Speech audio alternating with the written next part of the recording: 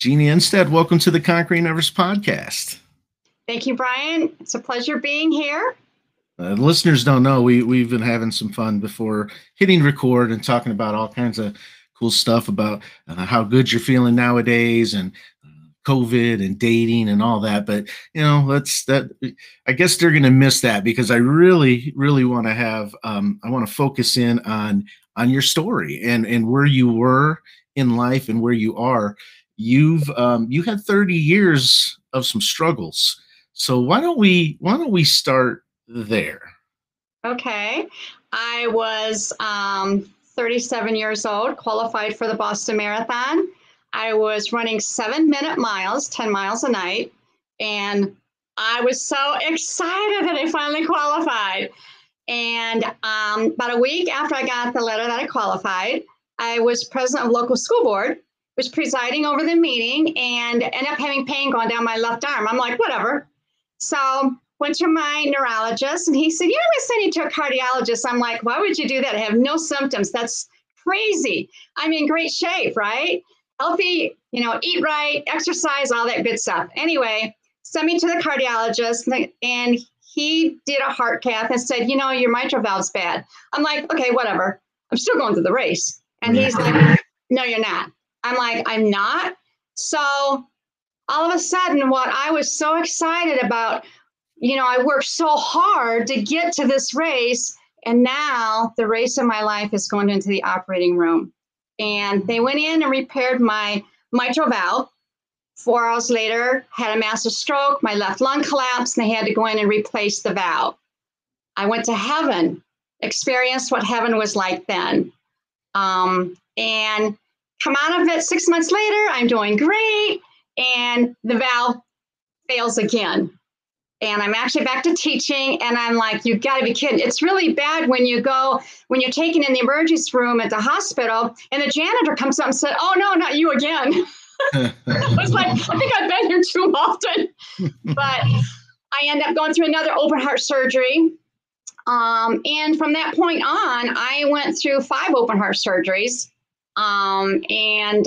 Just totally shocked, and when I had the stroke, I had to learn to walk again, to talk again, so here I am ready to run a race, which I qualified, was so excited to learning to talk and walk again. That was a shock. That was hard to handle mentally, very much mentally. But I talk about in my book, I'm a German workaholic farm girl tomboy. And growing up, I worked with my dad on the farm, and we worked hard and stubborn. I'm probably the most stubborn person you could meet, which wasn't always a good thing, got me in a lot of trouble, and I, at some point, would not accept help from anyone, and got me in a lot of trouble over the years. And I say, then I should go on. I went from being on a blood thinner, I went through numerous surgeries after that. My gallbladder out, I had a hernia, that created complications. I ended up having internal bleeding with that, ended up with a blood clot on my heart. So it was just, I was in the hospital 2 or 3 times a year for surgeries. And then I ended up having ovarian cancer. And I was to the point like, really?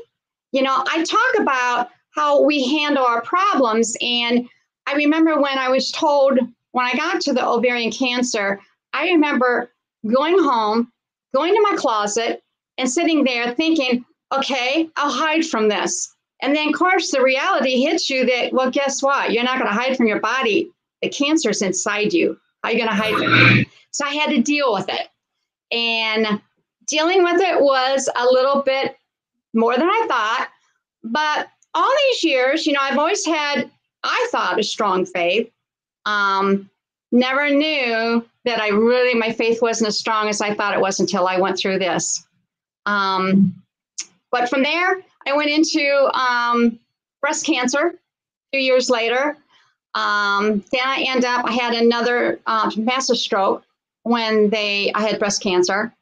So I had to learn to walk and talk again. And then I was leaving physical therapy on a Friday. Was really excited about, I'm going to work out on my own Saturday morning. It was St. Patrick's Day. And Saturday morning, I left the house. I asked my daughter, she was a senior at the time, do you want to go with me? And she's like, no, I think I'll do our homework. We'll do something when you get back. And I was so excited because I was back out of the wheelchair again and, on my own. And this had been so many years after I had already had the first stroke. I'm 5 minutes from my house. I hit a patch of black ice, end up being all over the road, got hit by a semi head on. He was going 55 miles an hour. I had my car down to 20, but it's still a 75-mile-an-hour impact.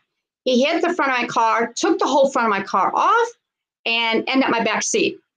So I was in a body cast. I think every part of my body was broke.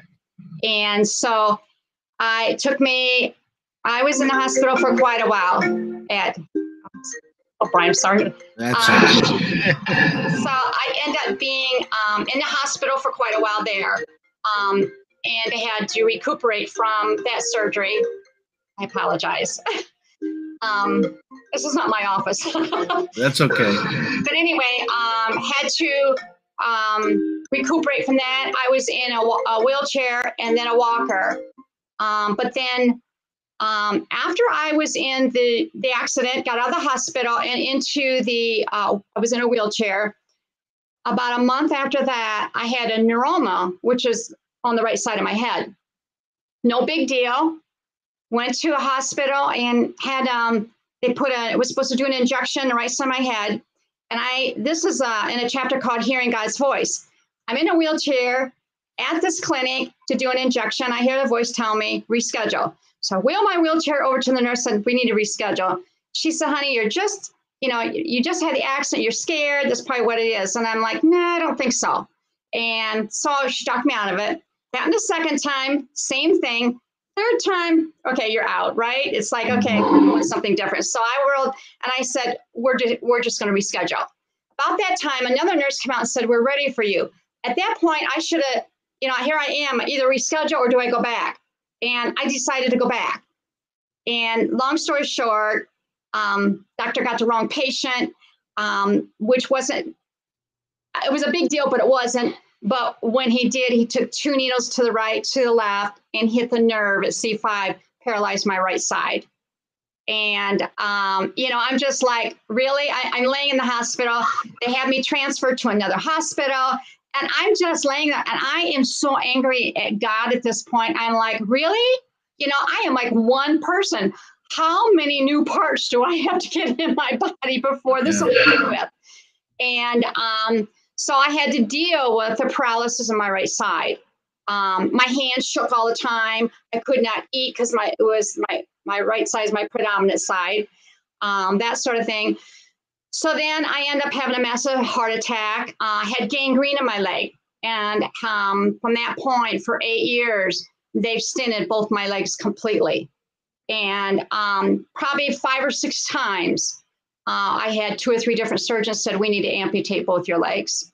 And I still have my legs. So I'm excited about that. Those are, yeah. I was going to say that kind of, when somebody goes through that, I always, multiple levels of trauma, whatever you want to call it, pain. I always call those like hold my beer moments, right? You think you're, hey, I'm done. It's like, no, hold my, like that is a lot of, just a lot of, just medical, physical traumas. Did you ever get any sort of answer from a doctor or anything? Is like, why all this is going on? Okay. Yeah, I actually did. They sent me to OSU and checked my DNA, checked all this because I have a dad that's 94 years old. It's never had any health issue. Grandpa 97 and grandma 103. So longevity, we have no heart, we have no cancer, nothing in our family. So OSU decided to run these tests on me. And when they did, found out no reason. Couldn't find any reason. But Dr. George came to me after the testing was done and said, Jeannie, we have no idea why, but he said, I'm going to tell you why I think. He said, the reason you went through this is because you have a story, and your story is to be able to go out and help other people that have been through cancer, heart, loneliness, and I, forgot to say that I ended up going through this alone because my husband left me when I had my first open heart surgery. So I was raising 3 kids on my own. So the loneliness was hard. But yeah, and that was his conclusion that, Jeannie, he put it on a 30-day prescription pad. You have 30 days to get this book to the publisher. And I go, I'm not a writer. I'm a preschool teacher. I taught high school, junior high. I said, I'm not a writer. I don't like writing, but I have been journaling for, over 28 years. And so he said, pull those journals together. And he goes, God has told you that when this book is published, you'll be healed. And I go, that's not going to happen. And he goes, I don't care. It's the only thing we know what to do because we have no idea what to do with you. I'm like, okay. And that's where probably about 45 days later, all of a sudden, I sent the manuscript in for what is called A Journey of Hope to Heaven and Back. And the great thing is that since then, since the book's been published a couple years now, I have been healed. I was supposed to go in for my 7th open heart surgery, and my heart reversed itself. My doctors had never seen that happen. I had gangrene in my right leg. When the book was published, I was in a wheelchair, and I had gangrene. They were going to amputate my right leg. Now I'm playing basketball with my grandsons. I'm running a mile a day, and I hope that I'll be able to run a race again. And my right side that was paralyzed it started to calm down. I can start to write again. I do deal with fibromyalgia really bad, and I deal with nerve damage from what the doctor did. And that's hard. I deal with it every day. So every morning when I get up, I just always say, God, this is your day, not mine. And I physically, literally cannot do it without him. So I get in a hot shower, put CBD oil and all this massage stuff over my shoulders, and I'm good to go. And it's like, okay, what are we doing today? But I want to tell you a story about my neurologist. When I had the one stroke, I say in my book, he came into my room wearing a running suit. And I say in my book, I don't know whether I was mad because he told me I'd never walk again or talk again in my life, or because he was wearing a running suit. And once I was able to get out of the wheelchair, I told my daughter, I said, I want you to take me to his office. And I went to his office in a wheelchair, and I wheeled up to him, and he said, well, I told you. Tried to tell you in the beginning, you would never be walking again or out of that wheelchair. I got up out of the wheelchair. I looked at him, and I turned around and walked away. And I go, oh, by the way, I don't need this anymore. And I looked at him. I had a running suit on. And I said, I'll see you at the next race. Oh, wow. His jaw just dropped. I was like, yes, I did it. So that was exciting. You had mentioned that, when this first started for you, and you had your first heart attack and surgery, that you had died and went to heaven. Yes. What did you experience in that moment? Oh, Brian, I love it. Heaven is amazing. Oh, I love it. Amazing. When I had the open heart surgery, they took me back to the operating room, it was like my 2 nurses, Steve and Andrea, all of a sudden it's like my body and spirit were separated. I could see them from above. And I'm looking down at them, and they're going back and forth. They're both drinking coffee going, the surgeon's never going to get here in time. She's going to die. And it's like I felt like I was screaming at that, telling them, I'm fine. I'm fine. Please don't worry. And I watched him take me into the operating room. I saw the surgeon say to the other surgeons there, oh my gosh, she's really young. And I could see they had a tent like over my head. And he grabbed that tent and looked at me and said, she can't be more than 30 years old. We cannot let her die. And I was telling them, I'm fine. Stop worrying. At that point, it's like all of a sudden I looked down and I had a white gown on. And all of a sudden I'm like slowly walking forward, like prancing. And I come through these golden gates. And then I see golden streets. And I walk forward and I hear this voice say, welcome home, my child. And I knew it was Jesus. And then I'm greeted by an angel. And the angel takes me all over. I seen the book of Revelation. I seen everything in the book, what the book of Revelation says. I saw the beautiful mansions. I saw the beautiful river, the beautiful colors. Everything it describes is amazing. And I heard children. I could hear children playing around me. And as we went through further, we stopped, and I heard this voice say, my angel was talking to this person. And then I couldn't hear what they were saying, but then I heard them say, oh, gotta go. There's work to be done. I'm like, okay. Then I saw what looked like, I saw a fruit tree, and it looked like a peach. Someone took the peach down, and as soon as they took the peach off, there was another ripe peach in its place. That amazed me. And I said to my angel, who mows the lawn here? And my angel said, oh, it's always this way. I said, oh, so it doesn't turn brown or anything? No, it's perfect. You're in heaven. I was like, okay.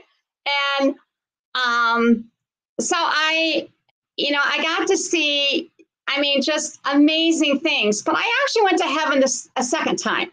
When I had my head-on collision with a semi, I went to heaven the second time. The second time, I heard this voice in a garden, and I knew it was my grandpa. And I said, that's my grandpa. And I got pulled back. And my angel said, you can't go any further because you're going back. And I said, my grandpa never laughed. My grandpa was a stern German man. I always felt like I was hugging a tree when I hugged him, And I said, my grandpa's happy. And my angel said, it's because he's in heaven. That's why. Everybody's happy here. So I went to a kitchen. I heard my grandma. My grandma's a great cook. And I said, she's laughing. I never heard my grandma laugh. And my angel said, she's in heaven. That's why. And then I heard this welcoming crew. It was a welcoming. Everybody was like, it was a party going on. And I'm like, what's that? My angel said, oh, someone's just come to heaven. And we have a group that goes out and greets them, takes them around to heaven. And then if they have a loved one here, they go to their loved ones. I was like, oh, that's cool. So then it was like, all of a sudden, I seen Jesus. And I saw as much of his eyes to his face, like from his nose to his eyes. And the most incredible eyes. And I can't even put in words what that was like, and he comes up and I hug him, and I will never probably hug anyone in my entire life like it was with him. And I said, I don't want to go home. I want to stay. And he said, Jeannie, you cannot stay. You have to go back. You have work to do. I go, I don't want to go back. Please don't make me go back. So all of a sudden he said, okay. I said, okay, I can stay. He goes, yeah, you can stay. I go, I'm staying. He goes, but you have to see one thing first. And I'm like, okay. And all of a sudden I look down, and this is a little hard for me to talk about, but I looked down and I seen my 3 kids. And I seen what looked like my dead body on the bed, the hospital bed. I saw Sarah on the left hand, and she was crying and she was praying and asking God not to take me. Brad, my oldest son, was on the right, and he said, God, please don't take my mom. And Doug was just standing there staring. And I said to Jesus, what about them? He goes, I don't know. What about them? And I said, who's going to take care of them? I'm all they have. And he goes, then I think you made your decision. So I came back. And that was a hard one. It really was. But the funny thing is that my kids have, gone to college, have their own families. So a few years ago, I said to God, well, actually, I shouldn't say a few years ago. It's probably 6 months ago. I'm like, okay, I'm ready to come back. And he's like, no, that's not going to happen. I'm like, oh, wait a minute. Remember, that was the deal. He said, no, that wasn't the deal. That was your deal. Like, what do you mean my deal? And I'm thinking in my head, okay. I'm trying to think back. And I was like, oh, man, you're right. I was the one that made the deal, not you. You didn't agree to it. And he goes, no, I didn't agree to it. So I got to stay here longer? Said, I'm like, crap. I don't want to have to stay here any longer. I want to go back to heaven. Yeah. And that's why I want people to know how beautiful heaven is. We deal with so much evil in this world, so much fear in this world. And if we keep our goal as our destiny is heaven, nothing bothers us. None of Yeah. this bothers. Satan, his job is to attack us, right? And he knows us better than we know ourselves. He knows my weakness better than I know my weakness. So what he was going to do is attack me in that area and make it sound good. So I'll go with him. But I keep focusing. I want to go to heaven, where I have been twice, or do I want to go to hell with him? I choose heaven. Yeah. And so that's why I try to work with people and say, fear is fear, whether it's a coronavirus, whether it's a head-on collision, whether it's loneliness, a divorce, a financial. I lost my job, when I had the accident. So, here I am with Sarah as a senior and having to raise her with no money, no income, so the financial. So I know what it's like to go through all that. And I know Satan attacked me big time with these fears. But I had to, on purpose, mentally say, no, you know what? I'm not going to let you do this to me, because I know what my destination is. And I know what I don't want my destination to be. Were you a spiritual person before this happened? Like, was that a big part of your life, or? Not really. I mean, when I was growing up, when I was 12 years old, I used to get up at 4 o'clock and milk cows with my grandpa and my dad. And then when we finished milking cows, I'd go up in the hayloft and I'd hang my feet out the window, and I'd sit there and, like I'd say this little kid, talking to myself. And I don't talk about this, and without going into detail, my home life wasn't exactly the greatest. With that being said, I used to sit there and I would cry and I would talk, and I felt like all this time I was talking to myself. Little did I know that I was talking to Jesus, and he was talking to me back. And so I didn't know how else, and I grew up in a church where we went to catechism, we did the rituals, but I didn't feel like I had a relationship with the Lord until I went to heaven. And then I knew Jesus was for real. And then when I started going through cancer, that's something that if you don't have that faith, then it's like when they were going to amputate my right leg. I remember coming home when they said, we need to amputate your leg. I was devastated. And I remember picking up the Bible and I was angry at God. And I'm like, when is this going to stop? You can heal me. You can prevent this. Why? And I went in through this whole tantrum thing, mad as all get out. And finally I hear him say, are you done? And I said, I think I am. I'm not sure yet, but I think I am. And it's like, okay, this is the way it really is. If you believe in me, I will heal your leg. And I was like, what? And I was like, I won't have it amputated. You need to believe. Brian, I'll tell you what, for 2 weeks, I felt like Job, because in the book of Job, my friends came to me and said, Jeannie, you need to look at amputees. You need to be smart about this just in case you lose your leg. And I said, no, I am believing God without doubting. If I open my computer and look at amputees, I'm saying I doubt him. Hospital called me and said they would pay to have the surgery with my leg taken off, but wouldn't pay. Dr. George had to go in and put 500 pounds of pressure on my leg. And if you think about putting 30 pounds of pressure in a tire, he put 550 in my right leg. They would pay for the amputee, but they would not pay for this procedure that he was going to do to try to save my leg.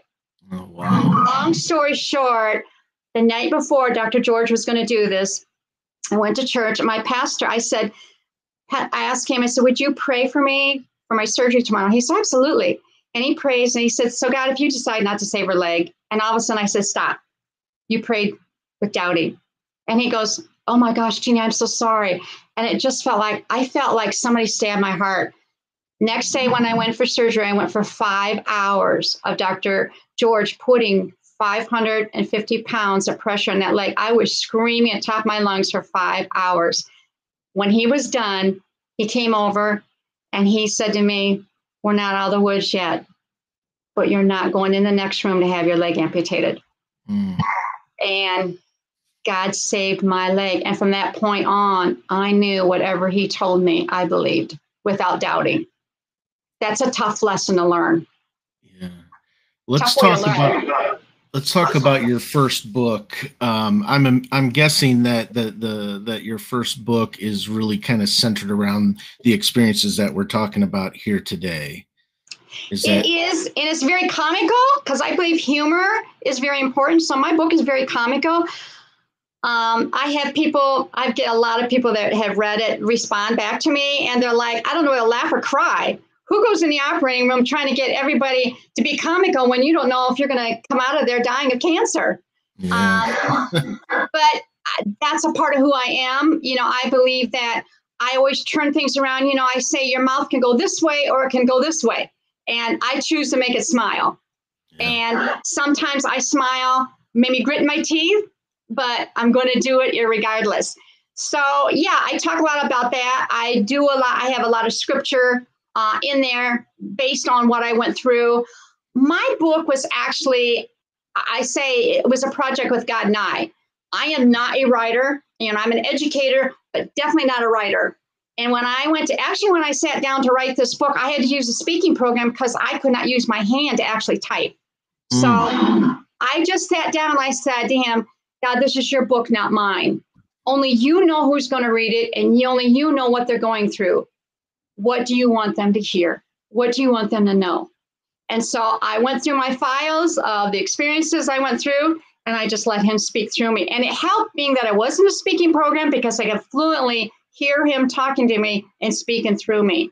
So it's his book, not mine. You know, I take no, I'm not a writer. He is.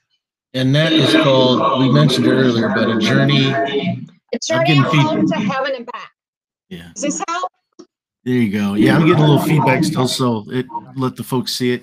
And you've written another book, right? I'm actually, when my first book came out, I had a marketing company contact me and called me and said they had talked to me about if I was writing a second book, and I said no, I'm not writing a second book. And they're like, oh, well, when they first called me, they're like, is this Jeanne? And said, yeah. Did you write The Journey of Hope to Heaven Back? Yes. And they're like, so we read the last chapters called Tomorrow. In Tomorrow, you ask God all these questions and ask him, like, am I going to be healed here on earth? Will I meet the man to do mission work with? All these questions I asked him. And his answer was, I'll tell you tomorrow. So then the marketing people said, okay, what happens tomorrow? I go, I don't know. And they're like, you need to let people know what happens tomorrow. I go, I'm not writing another book. And they're like, yes, you are.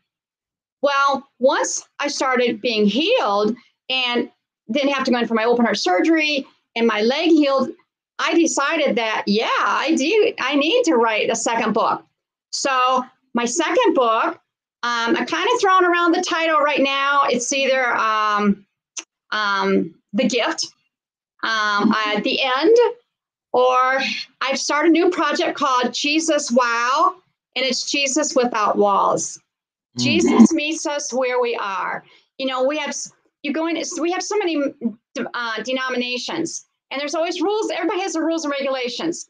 Jesus isn't about rules and regulations. He meets us where we are. He knows we're sinners, and we all, you know, we need that person to be there for us, and he's always there for us. So I want people to know that I'm trying to put a group together that say, we're there for you. It doesn't matter what your past is, doesn't matter where you're gone, we're there for you. Jesus is there for us. He's there for you.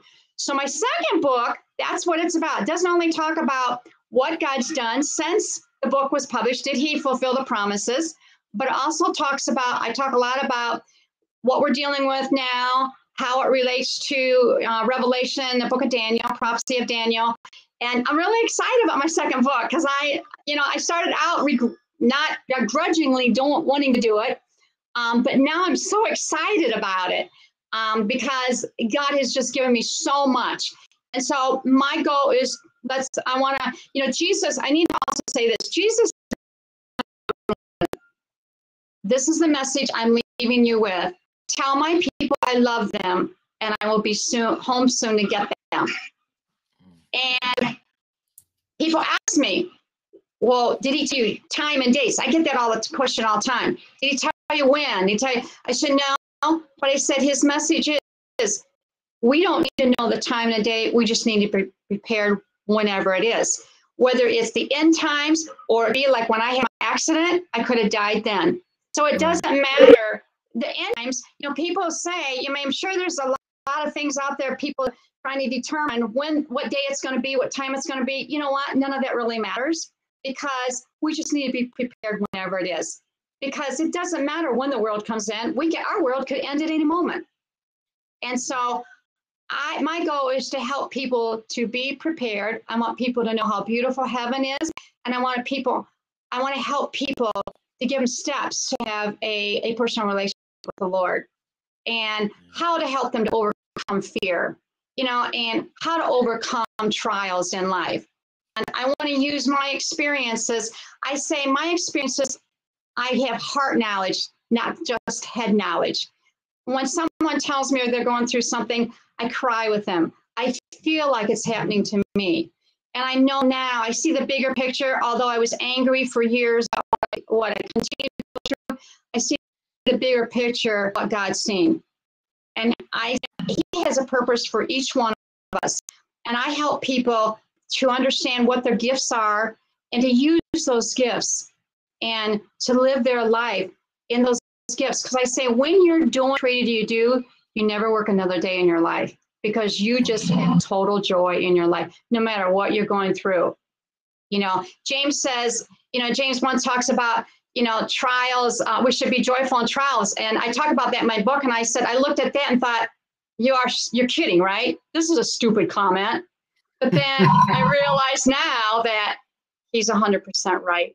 And we can't have joy in our trials, no matter where they are. And I also work with people that have lost loved ones. And I say, it's hard for us to lose a loved one, but for them, we need to celebrate. They finally earned their wings to go home. You could ask, I'm sure if they were ever to talk to you right now, they would say, as much as I love you, I do not want to come back, because heaven's the ultimate place. So I say, celebrate. I had a gentleman just call me a few weeks ago from California and said, you don't know me, but I read your book twice. And he said, I was just told I have cancer and I only have 2 weeks to live. He said, I was devastated. But he says, you know what? I read your story twice. And he said, I can't wait to go now. And he said, thank you for doing that. That's all it's about. We're here to help each other, not to be against each other, but together. Yeah, it's beautiful to think about. And I've consciously tried to, anytime I go through any sort of suffering, I try to not ask the why me, but rather what do you want me to do, or learn from this. For anybody that's listening, you've got the book out there now. Do you have a website, social media, any other ways for people to connect with you if they? I have a Facebook page. Brian, I do have a website, and it's, I can give you that. I don't have. Yeah, we'll get it. We'll put it in the description. And I also, if anybody wants to call me, I'll give you my phone number. I don't know if you want me to give it to you now or have you to put that on there. Yeah, I'll have them. I'll put something in the description. That way they can come through me to get that information rather than, because you just never know. And absolutely. I always tell, when I was in education, I always said my door is always open. One thing I brought my kids up with, honestly, is I told them we have to agree to disagree. And I think this is important in life. We're not always all going to agree, but we need to respect each other's thoughts. And with my kids, I would always say, my door is always open. We need to sit down and talk. Communication is important. If we can communicate, we're good. And they would, they tell me how they felt. I tell them how I felt. And we may not have agreed, but we respect each other and come up with a solution.